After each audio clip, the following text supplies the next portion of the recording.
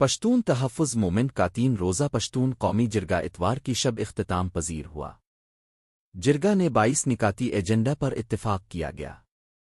پشتون قومی جرگے کے اختتام پر جاری ہونے والے اعلامیے میں کہا گیا ہے کہ پاکستان کی فوج اور دہشت گرد تنظیمیں 2 ماہ کے اندر ہمارے علاقے سے نکل جائیں۔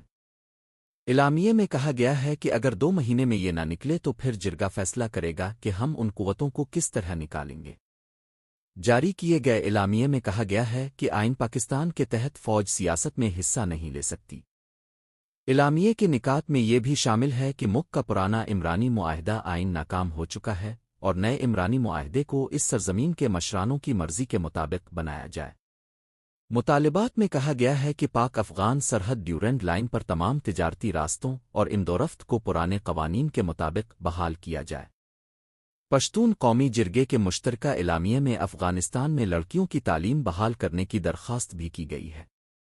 پختون علاقوں میں دہشت گردی ختم کرنے کے لیے ہونے والی کارروائیوں کے دوران بے گھر ہونے والے تمام آئی ڈی پیز کی واپسی کے لیے اعلامیے میں کہا گیا ہے کہ تمام آئی ڈی پیز کو اختیار ہے کہ واپسی کے لیے وقت کا تعین کریں، جس کے بعد تمام جرگہ اور پختون قوم ان کا ساتھ دے گی۔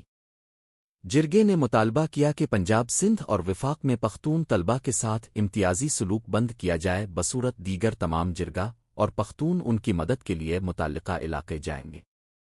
اعلامیے میں یہ مطالبہ بھی شامل ہے کہ قبائلی علاقوں کو مفت بجلی فراہم کی جائے اور دیگر علاقوں کے لیے 5 روپے فی یونٹ نرخ رکھا جائے، جبکہ خیبر پختونخوا میں لوڈ شیڈنگ کی صورت میں تمام صوبوں کے کنیکشن کاٹ دیے جائیں۔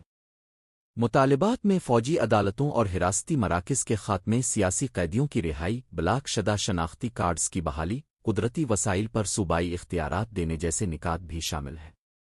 جرگے نے وکلا کی ایک ٹیم تیار کرنے کا بھی اعلان کیا ہے جو ٹارگٹ کلنگ دہشت گردی اور تشدد کے واقعات میں ہلاک ہونے والوں اور جبری طور پر گمشدہ افراد کے مقدمات کی پیروی کرے گی۔ اعلامیے کے مطابق یہ کمیٹی زمینوں اور جائیدادوں پر سیکیورٹی دیگر ریاستی اداروں کے قبضے کے خلاف مقدمات کی پیروی کریں گے۔ ساتھ ہی ٹارگٹ کلنگ اور دہشت گردی کے واقعات میں ہلاکتوں پر کی تحقیقات کے لیے عدالتی کمیشن بنانے کا مطالبہ بھی کیا ہے۔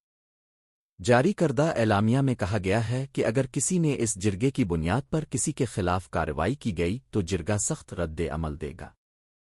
اس کے علاوہ جرگے کے انتظامات اور تیاری کے دوران گرفتار کیے گئے تمام قیدیوں کو فی فور رہا کرنے کا مطالبہ بھی کیا ہے۔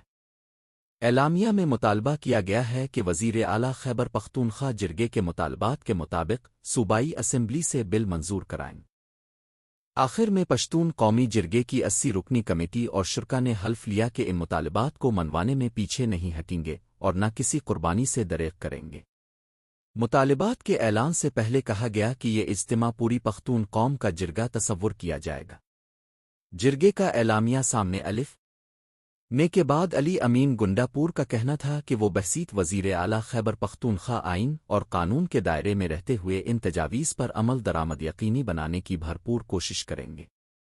انہوں نے جرگے کے مطالبات صوبائی اسمبلی میں پیش کرنے کی یقین دہانی بھی کرائی ہے۔ اس طرح کی معلومات اور ملکی حالات پر نظر رکھنے کے لیے ہماری ویڈیو دیکھتے رہیں۔ شکریہ۔ رپورٹ شمس کاکڑ، ثبوت نیوز، کوئٹہ۔